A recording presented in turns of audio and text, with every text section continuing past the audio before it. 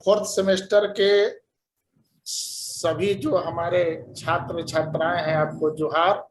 और हम लोग आज बात करेंगे socio economic history of ancient India, unit 1, the ancient Indian society. और इसका जो टॉपिक बी है वह है टॉपिक सी, वह है कास्ट सिस्टम। और इसी कास्ट सिस्टम पर हम लोग चर्चा करेंगे।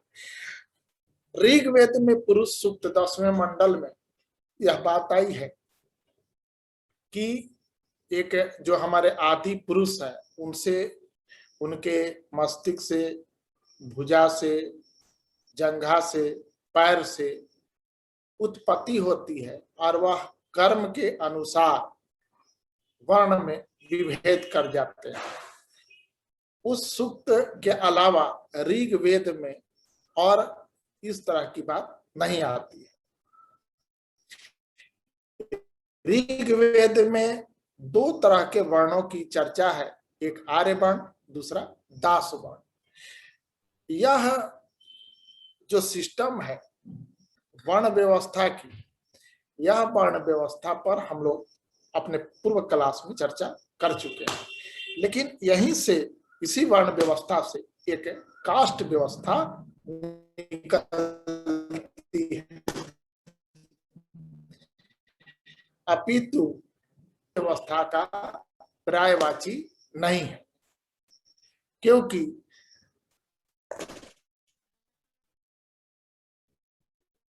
वर्ण के अनुसार 4 वर्ण है, लेकिन ज्यादा 4000 है, इसका पता हम नहीं कर पाते हैं। असंख्य जातियां हैं, सभी जातियों के अंदर जातियां हैं।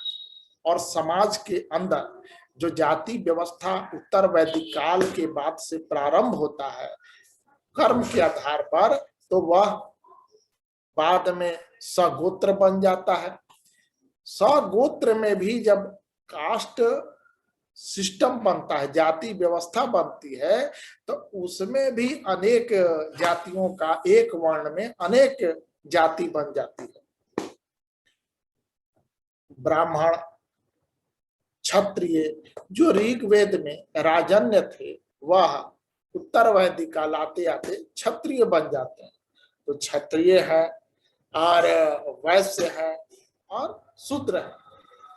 जो ब्राह्मण है वह उत्तर वैदिक काल में एक प्रथा आती है यज्ञ और याग की। तो ब्राह्मण, क्षत्रिय और वैश्य, ये 3 द्विज होते हैं और इन्हें संस्कार उपनयन का अधिकार होता है और ये अपने आप को श्रेष्ठ मान लेते हैं।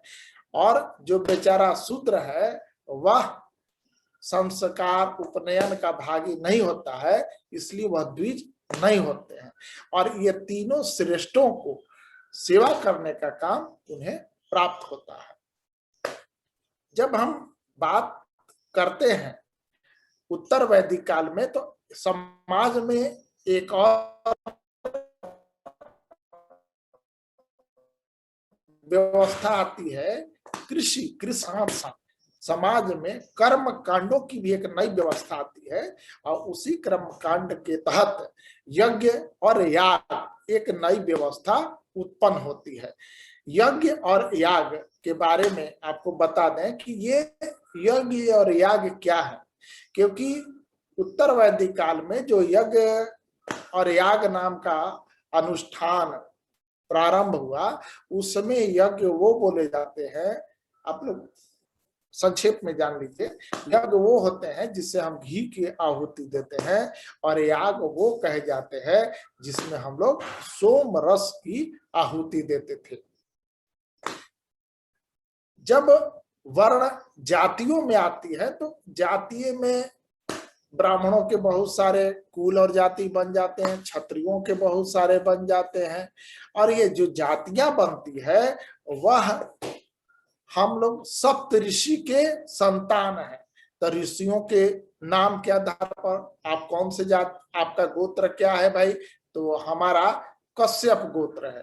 तो कोई किसी मुनि के नाम पर, कोई कोई मुनि के नाम पर अपना गोत्र बना लेते हैं।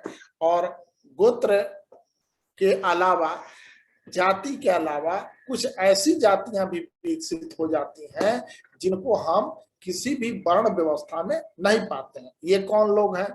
ये वो लोग हैं जो इस काल में विदेशी लोग थे, जिसमें शक थे, हूण इत्यादि थे, जो भारत पर आक्रमण किए, और ये आक्रमण के बाद लौटते हैं भारत से, इसकी कोई चर्चा हम कहीं नहीं पाते हैं।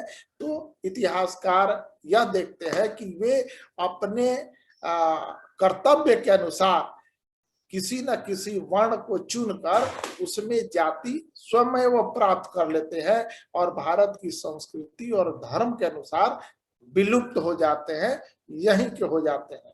इसके अलावा जैसे कर्म के आधार पर जो बढ़ई है, जो लुहार है, और भी जो जातियां हैं, ये पता, अब बढ़ई है तो वो लकड़ी का काम करता है, लुहार है तो लोहे का काम करता है। तो इन लोगों ने अपने पेशे के अनुसार अपनी जाति बना ली कि लोहा के काम करने वाले हैं तो लुहार है। तो अब ये न राजन्य है, न ही ब्राह्मण है, और न ही ये वैश्य है, न ही शूद्र है। तो एक इस तरह की जातियों का उत्पन्न होता है। इस संबंध में बहुत सारे पाश्चात्य और भारतीय विद्वानों ने कास्ट सिस्टम पर, भारत की जातीय व्यवस्था पर अपनी अपनी बातें रखी है। जब हम सर हर्बर्ट रिजले की बात करते हैं, हर्बर्ट रिजले बताते हैं कि जाति परिवारों के समूह को कहते हैं। जाति परिवारों के समूह है, उस समूह के सदस्य का एक ही नाम होता था और आमतौर पर किसी ईश्वरीय या महान मानवीय अस्तित्व से संबंधित होता था। उनका एक ही व्यवसाय होता था और योग्य व्यक्तियों के विचारानुसार वे एक ही संयुक्त समुदाय के व्यक्ति होते थे। जब हम ऋग्वैदिक काल में पढ़ते हैं तो ठीक यही बात आती है कि वहां जन की व्यवस्था है। एक व्यक्ति जब अपना परिवार बढ़ाता है तो जन होता है, बहुत परिवार और बड़ा हो गया तो जनपद हो गया, और जनपद जब और बड़ा होगा तो महाजनपद होता है। व्यक्ति एक होता है और उसको शुरुआत करता है। जब हम ईश्वरीय और महान मानवीय व्यक्ति के बारे में जो रिजले कह रहे हैं, तो वही हम सप्त ऋषियों की बात करते हैं। जब हम झारखंड में पढ़ रहे हैं तो जब झारखंड की बात होती है जातियों में, तो यहाँ भी कुजूर हैं, कच्छप हैं। इन लोगों ने जातीय व्यवस्था का जो अपना सिंबल चुना, वह यहाँ के कोई लकड़ा है तो यहाँ के जीवों पर, यहाँ के वनस्पतियों को अपना सरनेम बनाकर और जातीय व्यवस्था बना लिए। डॉक्टर वीएस स्मिथ कहते हैं कि जाति परिवारों के समूह को कहते हैं जो धार्मिक संस्कारों और विशेषकर भोजन और विवाह संबंधी रीतियों की पवित्रता के लिए इकट्ठा होते हैं। ये स्मिथ का यह मानना है कि एक ऐसा सिस्टम है, जाति है, जिसमें जब किसी व्यक्ति के यहाँ शादी होता है तो उस जाति के लोग उसके यहाँ जुटते हैं और उसके यहाँ विशेष प्रकार के भोजन बनता है। जैसे ब्राह्मणों की कोई जाति है तो भाई उसके यहाँ अगर कोई शादी होता है तो विशेष प्रकार का भोजन बनता है, यानी पूरी तरह से शाकाहारी भोजन। लेकिन वही किसी जनजातीय समाज के यहाँ या वैश्य और शूद्र के यहाँ कोई शादी हो रहा है उस जाति के लोगों का, तो उनके यहाँ सामान्यतः मांसाहारी भोजन की व्यवस्था होती है और विवाह संबंधी रीतियों में भी थोड़ा सा हम परिवर्तन देखते हैं। डॉक्टर श्याम शास्त्री के बारे में एक और आप जान लीजिए। डॉक्टर श्याम शास्त्री मैसूर के जो मशहूर ग्रंथालय है, आर्काइव्स है, वहां के ये अध्यक्ष कवि हुआ करते थे। और चाणक्य का जो हम अर्थशास्त्र पढ़ते हैं उसकी सबसे पहली लिखित हाथ का जो पांडुलिपि था वो डॉक्टर श्याम शास्त्री के पास था। तो जाति व्यवस्था पर डॉक्टर श्याम शास्त्री कहते हैं कि आहार और विवाह संबंधी सामाजिक अलग अलग पृथक को ही जाति कहते हैं। जन्म और संस्कार का महत्व इसमें कम होता है। तब हम अभी बात किए रिजले, स्मिथ और शास्त्री का, ये जाति व्यवस्था पर परिभाषित करते हैं, what is the caste system. बहुत सारे और वैज्ञानिक हैं। अब इसका ओरिजिन, इसकी उत्पत्ति कैसे होती है, अब जब हम उत्पत्ति के बारे में विचार करते हैं तो प्रोफेसर रैप्सन बताते हैं कि सर्वप्रथम आर्यों और अनार्यों के काले और गोरे रंग को लेकर जाति प्रथा आरंभ हुआ। हम ऋग्वेद में जब पढ़ते हैं कि अनादि आर्य और दास, तो वर्ण का मतलब वहां रंग से है, कलर से है। तो ये रैप्सन यहाँ पर इसको कोट करते हैं कि आर्यों और अनार्यों के काले और गोरे रंग को लेकर जाति प्रथा का आरंभ हुआ। प्रारंभ में समाज दो भागों में विभक्त था, आर्य और अनार्य। काले रंग को अनार्य, आदिवासी जनजातीय समाज या शूद्र समाज के रूप में कालांतर में चिन्हित किया गया। डॉक्टर स्मिथ कहते हैं कि जाति संबंधी अधिक भ्रम का कारण यह भी है कि मनु द्वारा प्रयुक्त शब्द वर्ण के जानबूझकर गलत अर्थ लिए गए। ये स्मिथ कह रहे हैं कि जब ऋग्वेद में हम पुरुषार्थ वर्ण की चर्चा करते हैं तो उसका अर्थ हम गलत ढंग से मान लेते हैं।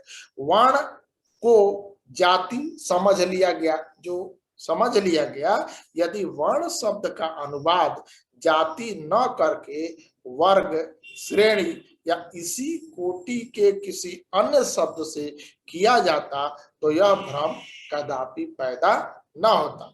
मनु द्वारा लिखित जाति या वर्ण संबंधी सामग्री का संग्रह करता, जो संग्रह किया, वो निश्चय ही यह जानता था कि जाति और वर्ण में अंतर क्या है, अंतर इसमें क्या है, उसको यह बात मालूम था। और उसने जातियों की संख्या इसीलिए 50 लिखी है, किंतु वर्णों की संख्या मात्र 4 बताई गई है। आज जाति की संख्या 50 थोड़े है, आज देखिएगा कि 500 से ऊपर है। शाम शास्त्री का कहना है कि प्रागैतिहासिक काल में जातियों के स्थान पर ब्राह्मण, क्षत्रिय, वैश्य और शूद्र 4 वर्ण थे। शायद वर्ण शब्द का प्रयोग पहल सभी प्रकार की जातियों के लिए होता था और शायद विभिन्न रंगों, वस्त्रों को धारण करने वाले वर्गों के आधार पर ही इस शब्द की उत्पत्ति हुई। उदाहरण, ब्राह्मण है तो ब्राह्मण का अधिकांश ड्रेस जो उनका पहनावा है, पूजा पाठ में भी आते हैं सफेद, देखिएगा सफेद ऊपर भी कुर्ता पहन लेते हैं, सफेद धोती पहनते हैं, कोई चटकीला रंग का या अन्य कलर का वो ड्रेस नहीं पहनते हैं। क्षत्रियों को देखिएगा तो वे लाल रंग के पहनते हैं, लाल रंग के। पूजा करने अगर ब्राह्मण जा रहे हैं तो वो व्हाइट उजला पहनेंगे, और वहीं क्षत्रिय जो बलि देने जा रहे हैं वो लाल रंग के पहनते हैं। जो वैश्य है, जो समाज का तीसरा वर्ण वैश्य है, वह पीला पीतांबरधारी है, पीतांबर है उसका, पीला पहनता है। और जो शूद्र है वह काला पहनता है। यदि शूद्र अगर शमशान में कोई चंडाल है या कोई डोम है तो देखिएगा कि वो आप फिल्मों वगैरह में भी, धारावाहिकों में भी देखिएगा तो देखिएगा कि वो कौन सा वस्त्र, तो काला वस्त्र पहने हुए हैं। डॉक्टर रॉलिंसन बहुत अच्छी बात बोलते हैं। इनका कहना है कि जाति एक पुर्तगाली शब्द है। जाति जो शब्द है यह पुर्तगाली शब्द है जिसका अर्थ है वर्ग की पवित्रता। जाति का आरंभिक आधार था वर्ण, रंग। गोरी चमड़ी के लोग आर्य कहे जाते थे और काली चमड़ी के जो लोग थे वे दास बोले जाते थे। और कालांतर में लोगों ने इन काले लोगों से घृणा करना शुरू कर दिया। कौन? गोरे लोगों का। गोरे कालों का जो वैमनस्यता है न कि भारत में, बल्कि रंग भेद का ये आंदोलन देखिएगा, चाहे वो अमेरिका हो या अफ्रीका का, साउथ अफ्रीका हो, सब जगह महात्मा गांधी भी अपने वैश्विक काल में रंग भेद के कारण कहीं ना कहीं प्रतापित होते दिखते हैं। जब हम डॉक्टर गोखले की बात करते हैं, गोखले वे जाति व्यवस्था को स्पष्ट करने के लिए दो शब्दों का प्रयोग करते हैं, पहला वर्ण का और दूसरा जाति का। पहला शब्द रंग से है और दूसरा शब्द जन्म से। इनका कहना था कि जो वर्ण है उसका अर्थ रंग है और जो जाति है वह जन्म से।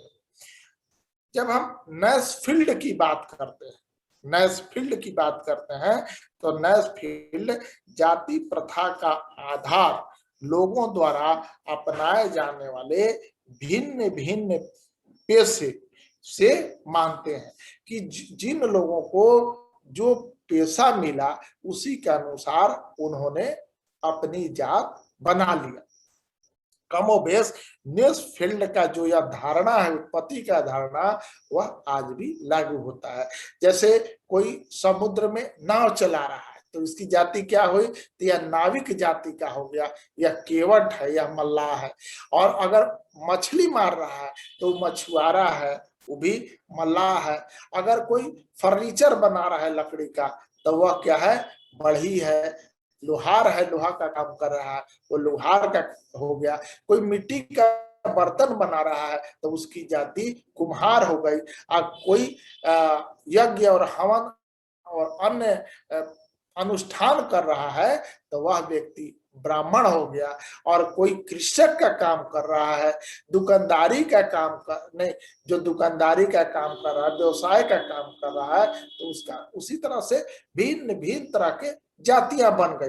अब हम व्यवसाय की अगर बात करें तो की जात, तो कोई सोने का काम कर रहा है, वो है व्यवसायी, वैश्य है।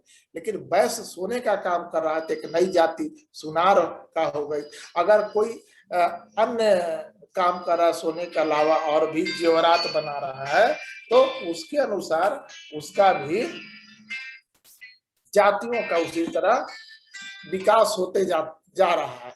कोई कपड़ा का व्यवसायी है, कोई कपड़ा रंगने का है तो वह रंगरेज कहा जाता है। इसी तरह से यह जातियां बनते चली जाती है।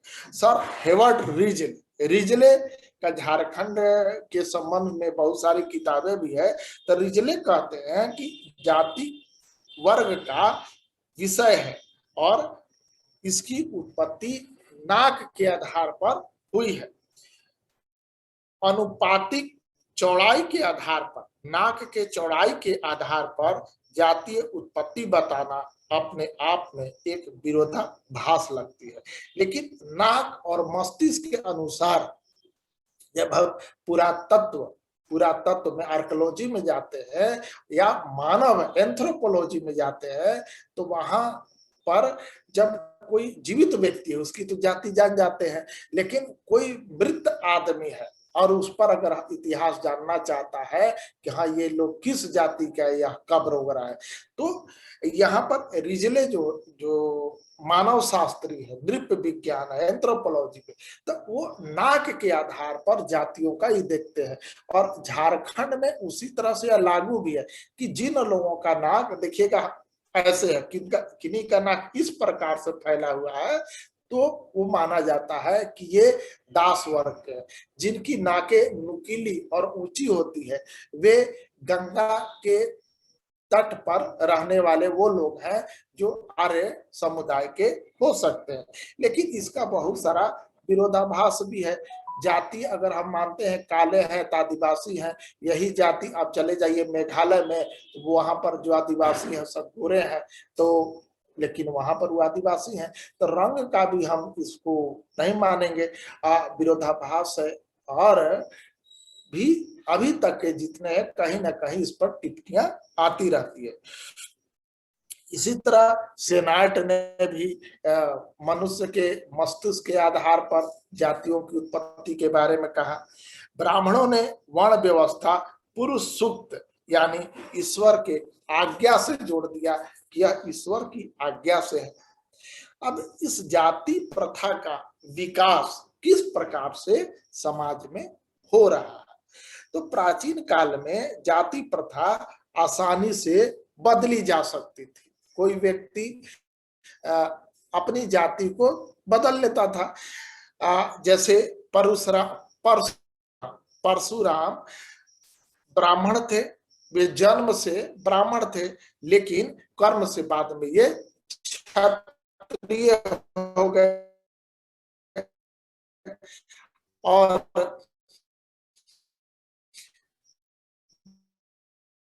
विश्वामित्र जो जन्म से क्षत्रिय थे। और भारतीय वाङ्मय में पूरा जब भारत का आप प्राचीन इतिहास पढ़िएगा तो उसमें ऋषि परंपरा में दो लोग ही ब्रह्म ऋषि हुए। दो लोग ब्रह्म ऋषि हुए, कौन कौन? तो एक वशिष्ठ और दूसरा विश्वामित्र। तो इस तरह के हम बात देख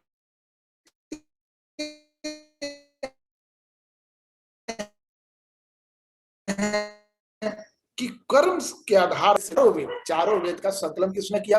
तो भगवान वेद व्यास ने किया। कृष्ण द्वैपायन जिनको हम वेद व्यास कहते हैं।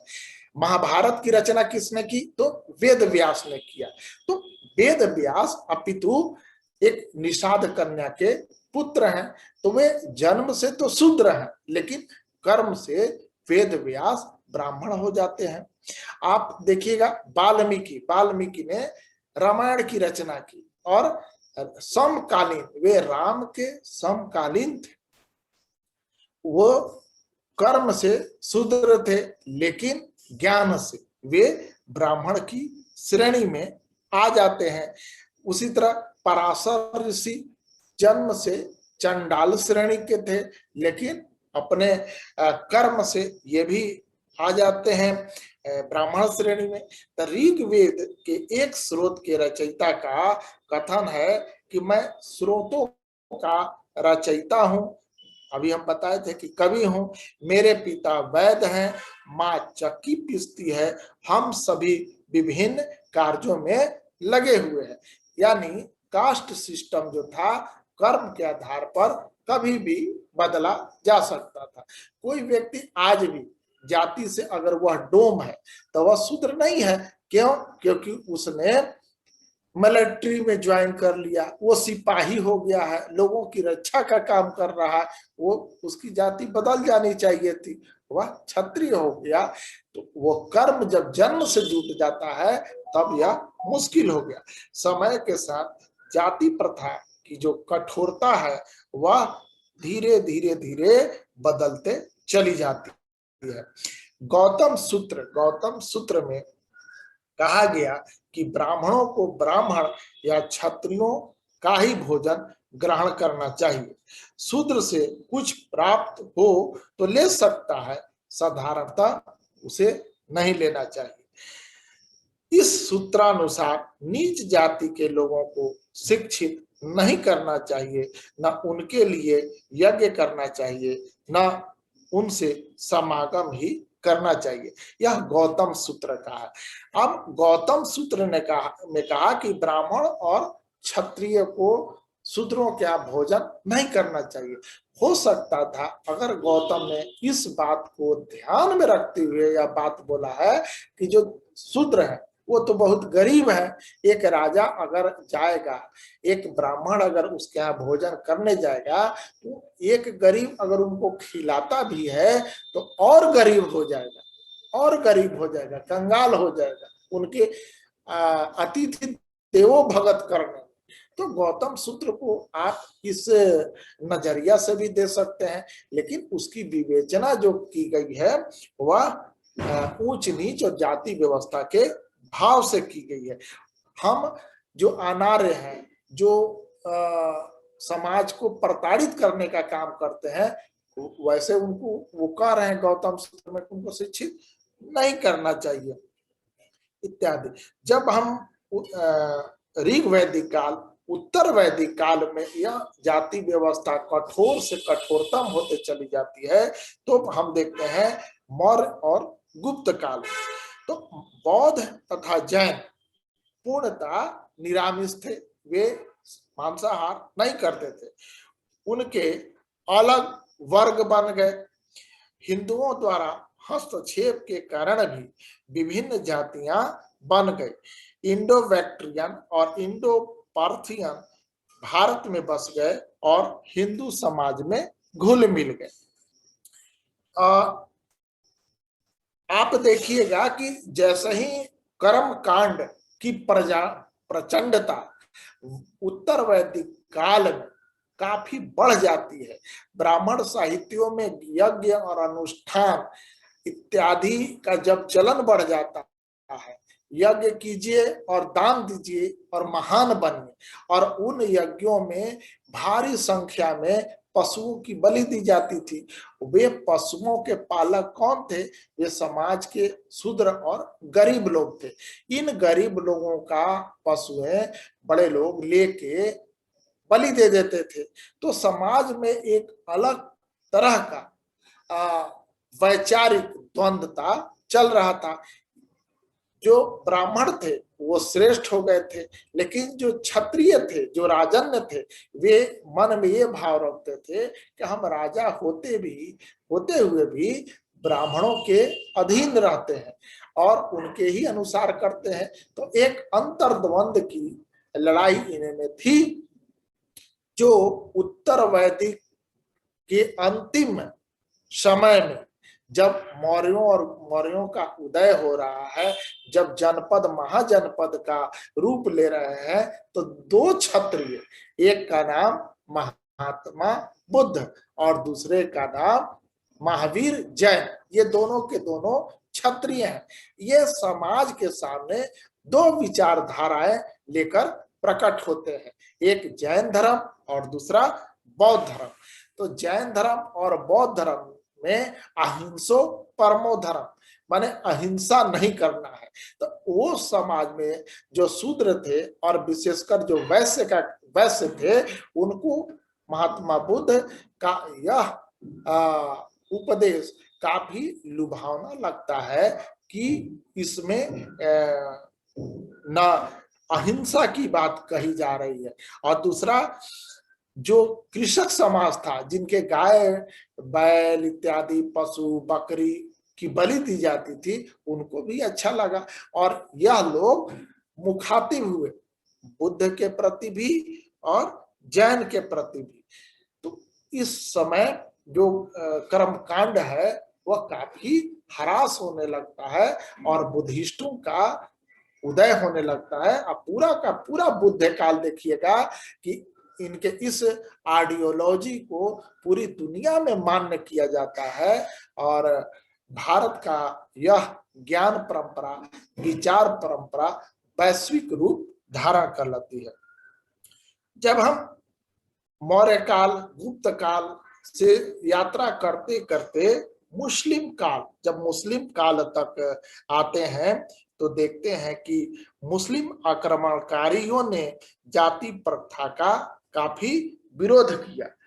विरोध के कारण ही जब मक्का और मदीना में पैगंबर साहब ने मूर्ति पूजा का विरोध किया कि इन मूर्ति पूजा में सामान्य जन के लोगों को काफी धन हानि उठानी पड़ रही है, क्योंकि उस समय 360 देवी देवताओं की पूजा मक्का में हो रहा था। और जब इन्होंने पैगंबर साहब ने विरोध किया, तो इनके पक्ष में एक समूह आके खड़ा हो गया।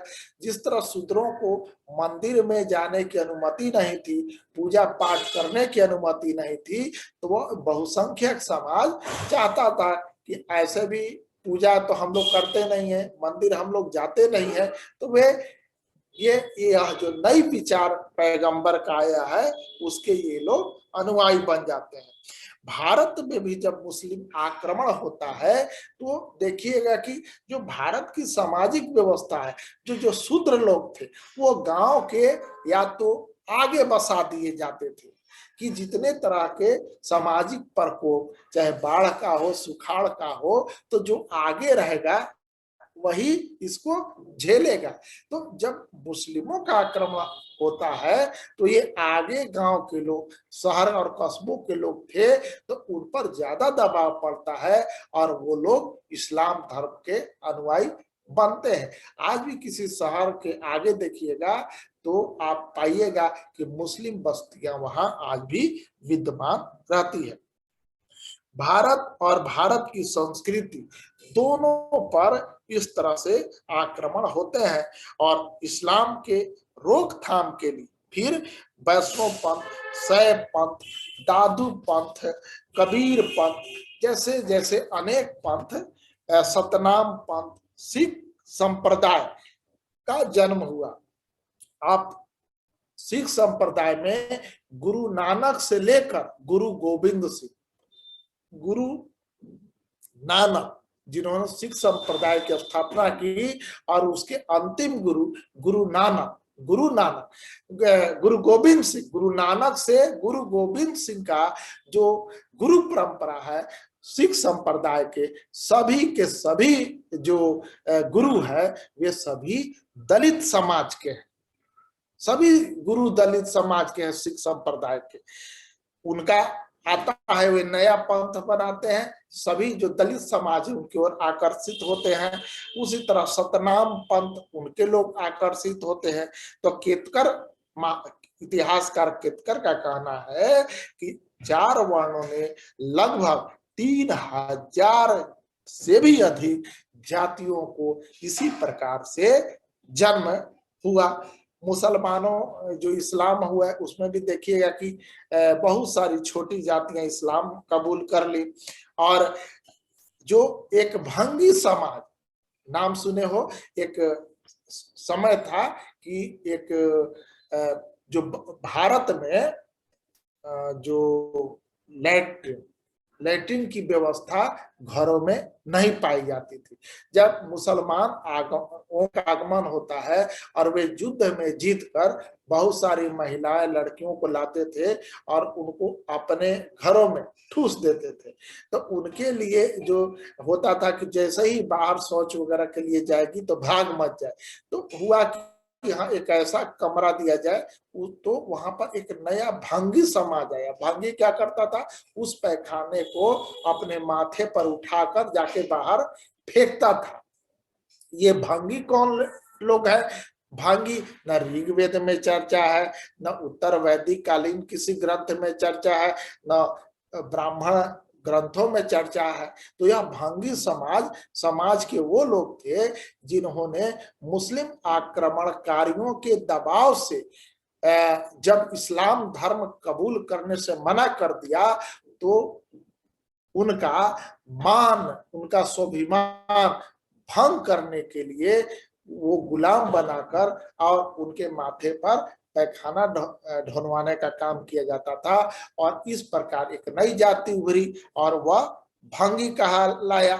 आप देखिएगा महाराणा प्रताप मध्यकाल में जब अकबर के साथ युद्ध करते हैं तो उनके उस युद्ध में जो क्षत्रिय या राजपूत समाज के लोग हैं वे चित्तौड़ या देवर के युद्ध में वे उनका साथ नहीं देते हैं। वे सभी अकबर के सेनापति मान सिंह, वो भी क्षत्रिय था, उसके पक्ष में है।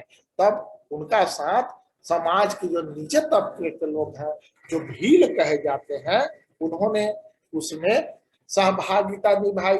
और बीरबल ब्राह्मण थे लेकिन वह अकबर के साथ थे। टोडरमल, भगवान दास वैश्य समाज से आते थे जिन्होंने मुस्लिम आक्रमणकारियों के खिलाफ राणा प्रताप इत्यादि को सहायता की थी। और यहीं पर यह जो मंत्री शब्द आता है, यह मंत्री शब्द भी जाति व्यवस्था में जो के काल का ही यह शब्द है।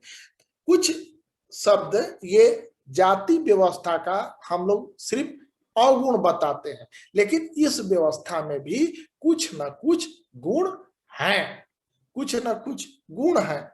ये merits of the caste system. Swami Vivekananda ने कहा है कि जो ये जातीय व्यवस्था है, ये भारतीय समाज का सुगंध है। सुगंध है माने खुशबू है, क्योंकि हम काम के आधार पर यह बनाते हैं और समाज के जो यह कामगार लोग हैं, जो शूद्र लोग हैं, अपितु यह कोई नीच लोग नहीं है, बल्कि जातीय व्यवस्था के आधार के कारण यह वो लोग हैं जो आज के दिन में हम लोग जिनको हम कह सकते हैं इंजीनियर्स हैं। जो नाविक है वह सी इंजीनियर हो सकता है, जो मोची है जो जूता बनाता है वह लेदर इंजीनियर हो सकता है, जो नाई है जो बाल काटता है या ये कर सकता है वो ब्यूटिशियन हो सकता है, जो लोहार है वो आयरन इंजीनियर हो सकता है, जो राज मिस्त्री है जो मकान बना सकता है वह उसी तरह से सिविल इंजीनियर हो सकता है। तो इस तरह के मेरिट देश में बना हुआ है, वह मेरिट की जो खुशबू है वह जातीय व्यवस्था से आती ही है। जातीय प्रथा की पृथकता के कारण हिंदुओं को विदेशियों के साथ घुलने मिलने से बचाया।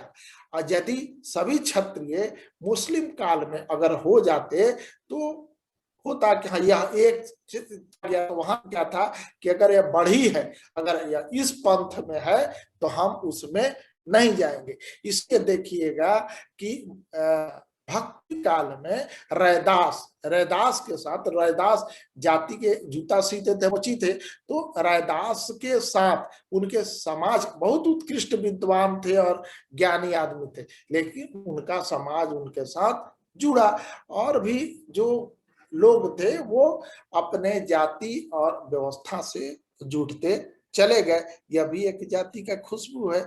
यूनानी हो, मुसलमान, हिंदू संस्कृति पर जाति व्यवस्था के कारण ही इसमें विजय नहीं प्राप्त कर सके, बल्कि भारत इस जातीय व्यवस्था के कारण ही भारत में समा गए, विलीन हो गए। अब भारतीय लोग जो कभी हिंदू हुआ करते थे वो मुस्लिम धर्म तो कबूल कर लिए, लेकिन जो क्षत्रिय थे, जो ब्राह्मण थे, वहां पर जाकर शेख पठान बन गए। लेकिन जो समाज के नीचे के लोग थे वे वहां पर जाकर मोमिन हो माने और भी जुल्हा हो गए, अंसारी हो गए, उस तरह के व्यवस्था में वे बंध जाते हैं।